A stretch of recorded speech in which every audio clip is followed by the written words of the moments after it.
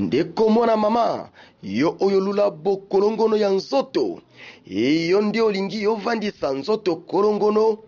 Voici un produit naturel, Maxi Bien-être, produit à base de plantes naturelles, restaure dysfonctionnement l'érectile de l'homme et redonne à votre corps l'harmonie et la santé. Pona bonzenga ya nzoto nanga, pona bokolongono ya nzoto nangai, nga na poni nanga, Maxi Bien-être. Maxi Bien-être en vente partout dans le monde. Vous habitez Kinshasa, vous habitez Belgique, vous habitez la France, vous habitez l'Amérique, vous habitez l'Irlande, vous voulez consommer Maxi, appelez-nous au numéro qui défile au bas de cet écran. Chers internautes, vous qui nous suivez depuis les www.congo Millennium, bonjour et bienvenue dans ce nouveau numéro de Qu'une réalité. Qu'une réalité, votre émission préférée, l'émission qui vous montre toutes les réalités de Kinshasa. Aujourd'hui dans Qu'une réalité, nous avons prévu pour vous une émission vraiment spéciale. Pourquoi spéciale? Parce qu'il s'agit du phénomène prière de la montagne. C'est quoi la prière de la montagne? C'est juste un phénomène qui fait rage à Kinshasa, oui. Nous sommes des chrétiens, nous sommes des musulmans, nous sommes des bouddhistes, nous avons nos confessions religieuses, mais s'il faut nous référer au grand livre, c'est la Bible. Que nous dit la Bible? À l'heure où, à l'époque de Moïse, à l'époque d'Abraham, à l'époque de tous ces grands prophètes, et tant il y avait des grands problèmes, les grands prophètes ou ils avaient l'habitude ya komata likolo na ngomba. Wapi likolo na ngombe sika babazalaka kokende ko consulter nzambe, soit pour les problèmes qui arrivent na mboka ou soit pour leurs problèmes privés ou personnels. Cela étant, pour la Kinshasa, nous avons 3 grandes montagnes awa na ville province ya Kinshasa. Ya liboso zali otuzubenga ngomba ya Njili Brasserie, ya mibale ngomba ya Mangengenge, ya misatu ngomba ya Luzisi la kuna na campus. Et nous vous promettons na qu'une réalité tokosala la binomba spéciale les montagnes ndenge to bandi lelo na Njili Brasserie, lobi kuna tokokende Luzisi la pe lobi kuna tokokende à la grande montagne wapi na ngomba ya Mangengenge wapi esalaka 4 heures du temps et à marcher. Revenons pour la likambu ya lelo ngomba ya Njili Brasserie. Il y a des églises qui viennent ici pour prier. Il y a des familles qui viennent ici pour prier. Il y a aussi des particuliers au Bayaka wa pona kobondela. Pourquoi tous ces gens se retirent quand il faut prier? C'est parce que likolo ya montagne du nez esika biya ne pesamaka ndenge moyembi oyo ya chrétien ayembaki likolo na ngomba opisika biya ne pesamaka. Et c'est vraiment la réalité qu'il y a que la réponse sur la montagne. Point d'interrogation. Est-ce qu'ils viennent là-bas pour se concentrer? Point d'interrogation. Est-ce que bakendaka montagne juste comme à la coutumière ndenge batonaka la bakendaka ndenge tutanga quand même histoire ya bana Israël et quand ils voulaient faire la guerre, il y a Moïse qui montait sur la montagne pour aller consulter Dieu, et la descente de Moïse c'était une descente victorieuse. Tout ça on ne sait pas. Nous nous posons 1001 questions, mais nous allons avoir une réponse exacte à toutes ces questions. Hormis les 3 questions fondamentales que nous nous posons, il y a aussi un phénomène, un problème qui est devenu un phénomène social. Vous savez à Kinshasa, rien de bon n'est facile.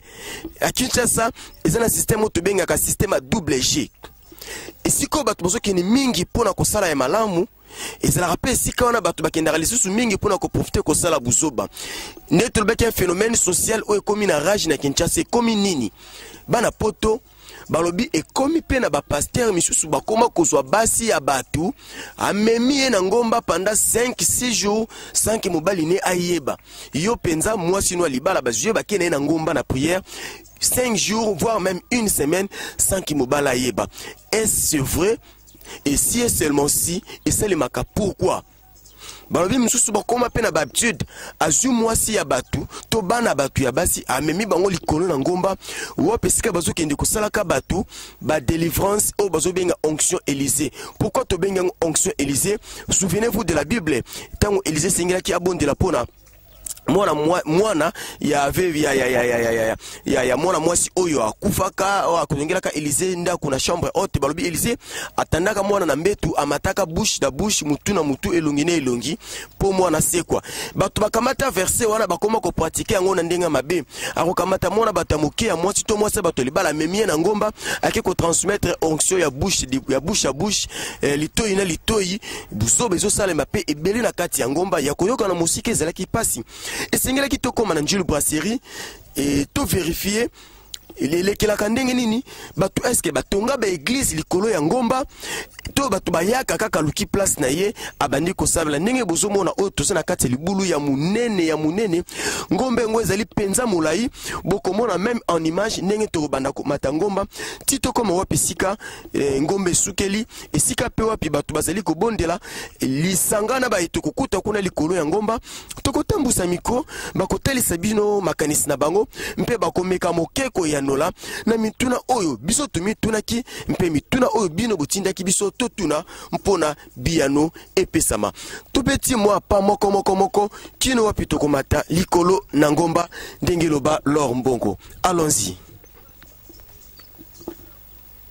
Nous avons promis tout ça déjà na ebandeli ya montagne tozo mata malembe toko matikuno likolo wapesika mabondeli pe batu batondi meke toko lika déjà boko mona na bilili malembe ndenge batu bazali et moto na motazu moi ko na ye moi concentration na moi groupe ne ya batu kasi to pousse na susu moi molai totala ce qui se passe sur la montagne.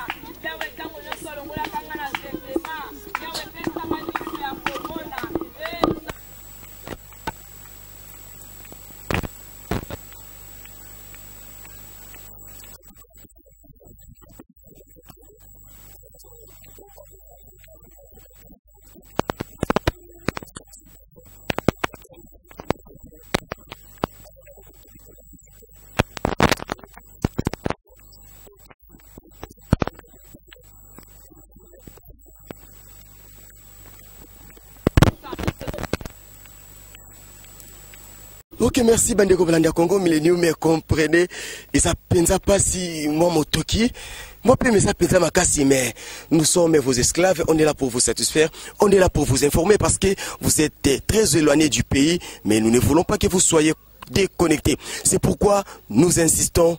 Soyez connectés à Kinshasa, suivez et restez toujours fans de Congo Millennium.com. Tout ça, les colos déjà Yangomba, beaucoup mon amour motoki, moi, peu ma penza kasi. Yamboé, tu toke, ne peut pas ndiko ba, kusambela likolo Yangomba, tu Nangomba. Tu pousses na pene, ba vanda kakoto Yangomba, on doit le dire. Likolo ya ngomba ezala bandaku eza cité batu bavanda kakasi totuna nanu bayi bazalaka likolo ya ngomba bayi bavanda kana ngomba bango ba vivaka pe makambo ebele oyele kaka awa batelisa makanesi na bango sima na bango toko kite pa ya bato bayaka kosambela pe toko tuna mituna mwanda mbopo batelisa biso molai pe mozindo ya likambo mbote mama luvamo makasi tokuti yo pe awa likolo ya ngomba ya Jules Brasserie wapesika toye kolobela likambo ya ngomba. Mama osali mbula boni depo koma kovanda awa na Jules Brasserie likolo ngomba.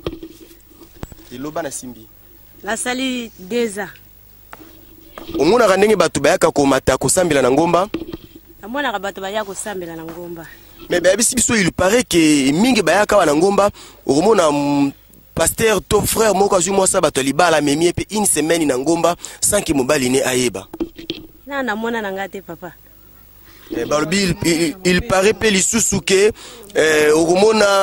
jeune fille, jeune garçon, bakoya likolo ya ngomba awa kosala babuzoba. Na mona na ngate po na sambela kana ngate na groupe wana bango bazolaka. Moi pe na koyebela ezate. Est-ce que pona yo mona ka vraiment prière basala ka likolo ngomba ezala kana efficacité ya makasi penza? Ezala kana puissance ya makasi penza? Ah, ngana koyebela ndenge ni. Ah, yo na no tante expérience wana te. Nana mona na ngate pe moye pe na koyebela ezate soki eza makasi moye pe na koyebela ezate.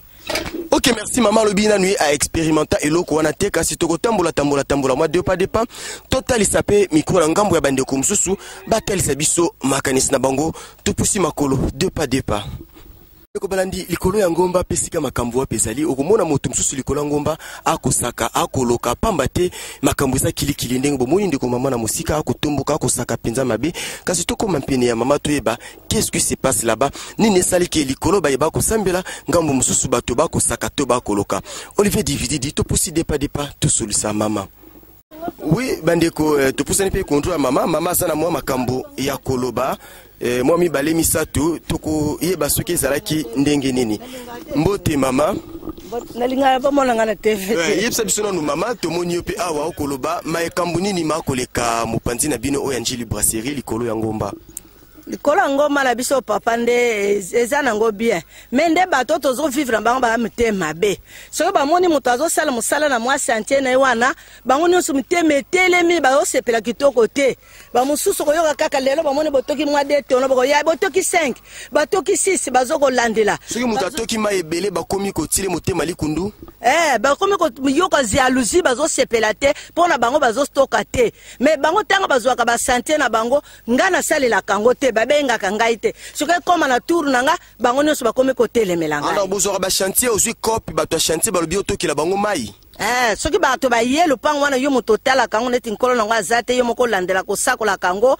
ale ntango akobanda misala azwi yo moko obandi kosala misala wana komi tele ale ozwa mpe ndambo ya bato mosusu bamoninga ale bobandi kotoka na bango mai sikoyo bamosusu wana basepelaka te me bino likolo ya ngomba bato bakouta bisika na bisika baeglize kiliki ezoyaka kosambelaka awa mpona kozwa biyano kasi bino moko likolo ya ngomba ondire biyano eza te ondire mabe kokola malgré prière makasi prière papa eza nango bien mende mentalité ya bato bazali baza kitoko te bamosusu. Ok, merci mingi maman pour la intervention na yo. Bande ko balandi en tout cas il y a à boire et à manger, il y a du jus dans l'orange. Des pas toujours na cadre ya qu'une réalité, nous allons découvrir des grandes et de belles réalités. Allons-y. Ok, bandeko, tozo continue toujours. Voilà, tout est découvrir maman. Balobi likolo ngomba et pas ibatu ba ko bondela et pas ibatu misusu pe ba ko lelaka et pas ibatu ba ko sakaka pona nini royo kote ngaba butu ba bwakela kinga malade ya motu ngaba fina kinga Kinshasa balobi c'est la confusion totale. D'une part la prière, de l'autre part la sorcellerie. Qu'est-ce qui se passe sur la montagne d'Angile Brasserie? Faisons encore le départ sur la montagne. Wapesika tokutipe mama na biso azali awa akoyanira na motuna moko to mibale na cadre toujours ya qu'une réalité mbote mama. Mbote papa. Tokuti ope awa likolo ya ngomba Angile Brasserie wapesika batu bayaka mwa mingi ko bondela yebisa biso qu'est-ce qui se passe ici na ngomba Angile Brasserie? Ah bonjour. Oh vraiment na réalité o ezangomba Angile Brasserie te. O ezangomba Bel Air. Angile Brasserie ezali ko leka biso après les longs na frontière kuna nde Angile Brasserie. Nini ko leka likolo awa. Biso a to mona ka bato ba yaka vraiment ko prier même ba bisika na biso a to pesa ba place ko sambela maintenant nous to venka biloko mabete na bato asambela ka awa ke ba yiko sala violation ya ba petite fille ou bien ba maman ba sala mobulu te. To mona ka moto na moto aye na ndenge na yazo kolela. Ba paso ya yeli na esika na ye kolela ngai boye ngai na bala katenga na bota kate bana bazate donc likolo ngomba balobi mabale ezopesa mandeti ya koloka en cascade ko sutura pe jeune fille moko o mataki na ngomba obimo kitina wi mibali pe wana papa bakosi sembo ezali sembo awa nde bazoya kolela epa nzambe apesa bango mabala soko aye kolela na motema ya bomoto na ye na bonzambe na ye po koya awa koya na pamba il faut ya tula ko bayaka mingi neta jeune na basali na nzambe oyebo bondeli mutu na likabo na ye oya ye na ngwawa tango yoko kende kuna soki olelaki na sembo na miso nzambe nde ko swali likabo no kune pa yoko kende poto zomona ba témoignage bazo ya anga na yaka na zala ko bota te na balaka te mais lelo komona mutu na ko témoigner na ko tonsa merci pa nzambe po nzambe apesinga libala likolo ngoma balobi biyano biyano ko maman lobi likolo ngomba biyano keba balobi ozape na mikili ozana mwa bankoko soko buka na te somba kaka pezwa visa na yo somba yaka balobi likolo ngomba ko yinda batu baso bota basi babala kate baso bala et surtout balobi awa ba jeune fille baso tonda walikambo libala le boss qui dit benzi poto ba mome poto ba sala neti fier otie ya tie mabina kini keba il faut mata molai ya ngomba wana il faut toka au Toki ndesi marokita na yo sutokape njope ya pusani banini adio kaka masolo en tout cas balobi Kinshasa bato bazo bukana te sokozo bala te mata na yo na ngomba ozo bota te ngomba ski kaka banini suka longo biano toujours depa to beta nzoto pena baiba ko mataka ngomba ngana ko banga on so peso ke leki makaso ko sutuka mutola kitana mobali moko kitina bango pe 8 e komi kaka likambo shwa yebela bayebela yo to posi depa logona Olivier Divididi. Oui bandeko tokiti déjà likolo tuti likolo ya ngomba tokiti siko na se wapesika bandeko basangani biyambikili kili sangani mpona ko bondela mpe mpona ko telisa makanisi na bango ndenge tolakaki ba ko bondela pe tukusenga na bango mwa maloba ba telisa pe makanisi na bango mbote papa mbote. Oui tokoti yo pe awa na ngomba ya Njulu Brasserie yo oye ko sala nini na ye pona ko bondela pona ko lukelongi na nkolo oye ko lukelongi na nkolo o zana mabondeli awa ya mikolo boni nazana mabondeli ya mikolo misato. Ok ba ebiseki biso ete na Njulu Brasserie awa makambo makosala maka ya kilikili okomona tata pasteur akuzwa mwasi ya libala mimi na ngomba kuna mobali ya yebite etango mama kozonga na ndaku na place ete ndaku epambolama makofi tamboli ndeti na ring ya box. Na bo wana penza nde ezali penza lokuta bon en fait oyebite parce que tozali kaka bato mais na ba mususu nde bako kosalela ngo mene moto lokola nga na yebi déjà mongongo ya Nzambe na ko kosalela ngo ata mokete. Kasi papa différence nini ezali entre libondeli o esalami likolo na ngomba ndenge yo ekosala na libondeli o esalami na kati na ndako bokeseni penza ezali bon bokeseni ezali pona nini na lingomba na libondeli o ezali kosalama na ngomba ozali vraiment à l'aise ozali komona kende oza vraiment inspiré penza donc motungisi penza kozala te mais o ezali ke na kati na ndako ba dérangement ezalaka mingi alors moi penza ya kobondela penza malamu eko kozala penza te. Est-ce que ba témoignage penza ya makasi ya mabondeli o esali maka awa likolo ya ngomba? Oui ba témoignage penza makasi penza ezalaka penza beti oyo yebito yo mona. Bon lokola oyo ngande oyo personnellement nga na yebi tindenga na yaki penza na yako senga parce que soki na miki kotala penza na mabondeli nanga oyo nga nazali kosala na tali vraiment na ba message na ngai penza nazali komona kende en tout cas ilonga ezali pona nini parce que na senga penza na kolonga bite nkolo en tout cas moni sanga pe meka koloba tali loba moko pona problème o yangai oye ba problème ngo suki sa penza ya kobata mate. Bon problème ngo ezali nini ezali problème moko ezali ki ya vie ya musala na ngai alors nazali ki vraiment na problème ya musala pendant 2 ans nazali ki kosala te mais tikino na yaki kosenga penza awa na likolo na ngomba na senga ki tenga na lobete Nzambe tala ngai même ata na sacrifice na ngai oyo ngai na salaka vraiment na tempo le rankolo salilanga talikambo moko pendant 2 ans oyo nazali ko chômer alors asalilanga likambo wana pe nazwa penza eyano na yango. Papa lobi azwa penza eyano totiki yo papa tokobi depa papa lobi likolo na ngomba nde biyano ezali likolo na ngomba d'abord ya libuso loko to retenir ezali sens ya sacrifice kotika ndaku kondima moyo ya makasi ye kobetaka biso kondima komata na motoki na bolembu eza sacrifice ya monene nzokande nkolo Nzambe pe atalaka kaka maito koloba te nkolo atalaka pe sacrifice objet ezo sala mpona kopousa na penene elongi na ye nzokande sima na sacrifice biano ezwami tokobi depa mamaloba mibale misatu bongo nde to boucler et mission na biso ya lelo. Oui bandeko tosoko ba toujours malembe tuza toujours likolo ya ngomba ya Njulu Brasserie wa pisika toye ko solola masolo ya libondeli ya ngomba kasi ndeko pas ali mpini na biso asala mo makanisi pe akotala poye pe asa parmi bato tokutia wa mbote ndeko mbote papa journaliste. Oui ndeko tokutia likolo ya ngomba Njulu Brasserie ko webso oye ko sala nini? Bon na ye effectivement vraiment on a compris oye ko bondela oui. Yebse biso différence ni eza entre libondeli ndengo sala kana ndaku na libondeli oyo aka kusala likolo ngomba.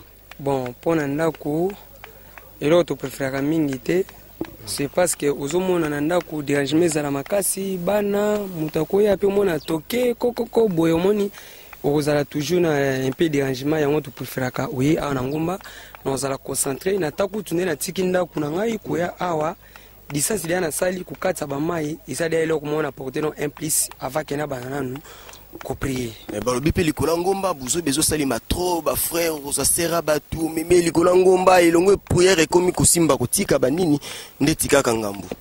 Bon mutu na mutu aza na vie na ye oyo azoconduire frère nyonso eza kombo appellation qui était frère mais kovivre mutu ndenge azobiki na kati ya bomoi na ye wana eza nzambe moko ayebaka vraiment neti ngai na ye awa so nabiki na ye nakoya peut-être na madame na ngai mpo aza mwasi na ngai ndako jamais nakozwa ou bien azwa mutu moko ya libanda ke ya kotourne ya libala eza kitoko te wana tozofingisa nzambe kanda nzambe tozomata yango makasi na bomoi na biso yango tomoni ke bavie ezozala bloqué freine conséquence ya biloko batémoignage nini okoki kopesa uta yo banda kosambela mabondeli ya ngomba par rapport à expérience na yo nini yo sinzamba salela yo? Bon naza na makambo ebele bana na bana expérience ya ngomba oyo eza na baka grande sœur na ngai en tout cas mpona kobota babota nanu te mais baeffort oyo nasala ya prière badimension miso na kota na année oyo nasengaka na nzambe mpe nazwaki solution babinga na telefone ke te pour le moment nayebi donc naza na zemi nabotaki donc nakumisaki nzambe eza na makambo ebele bamakambo mosusu oyo bana na bana kosambela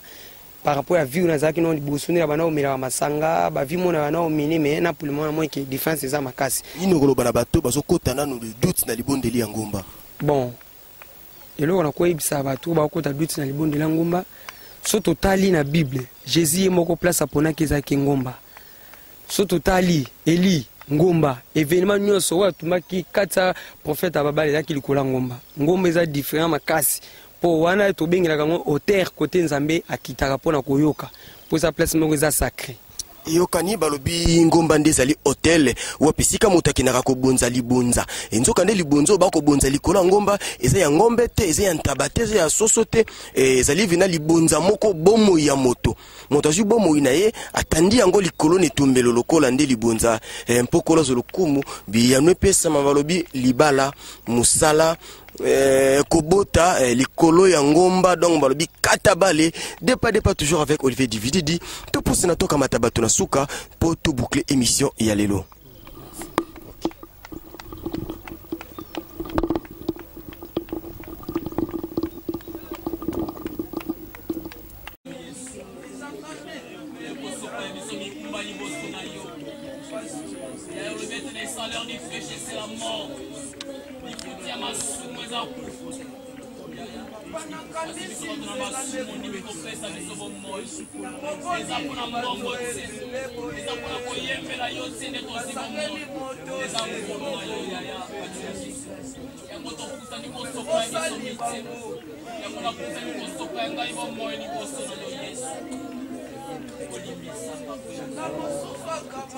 Oui, merci fidèles chers internautes de Congo Millennium. Mais merci, nous sommes arrivés presque à la fin, vraiment à la fin de notre émission.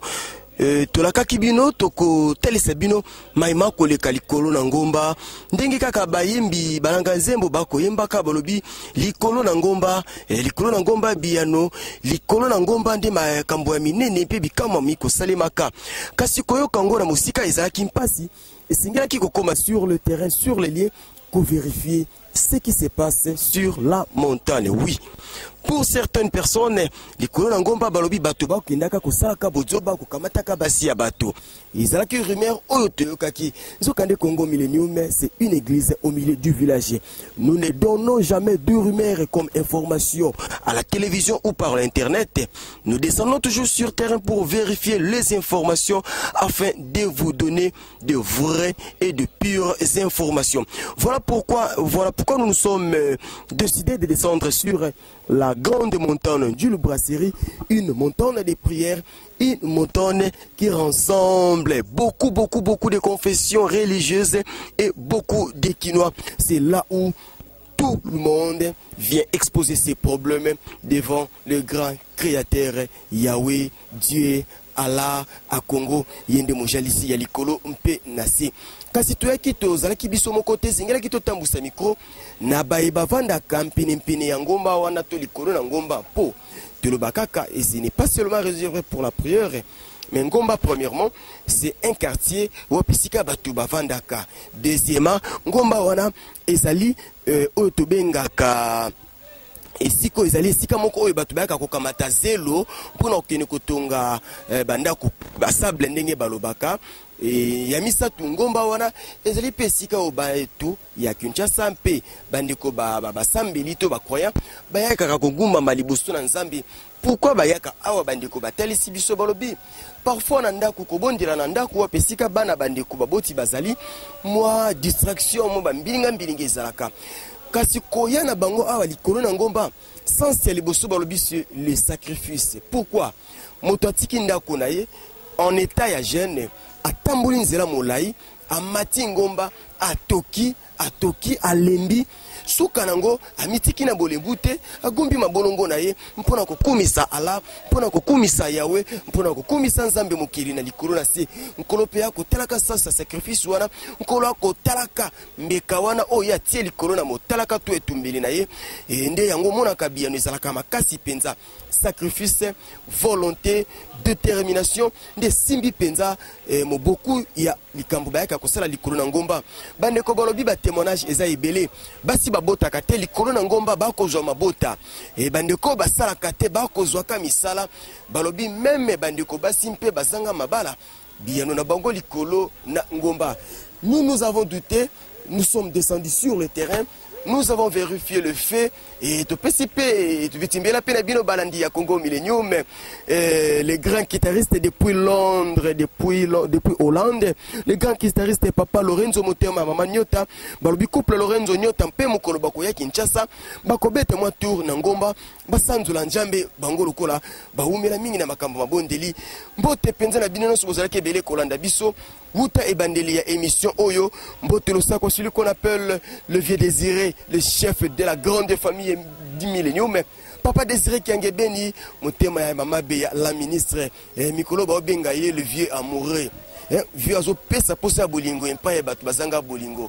Vieux azo inspiré batu bolingo, azo inspiré batu ndenge ni bazalaka na couple.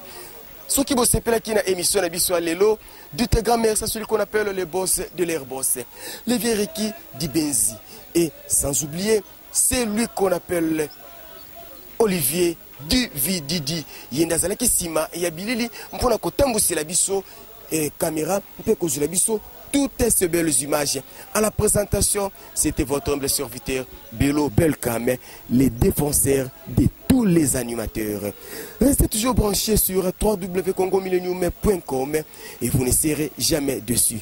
Bye bye.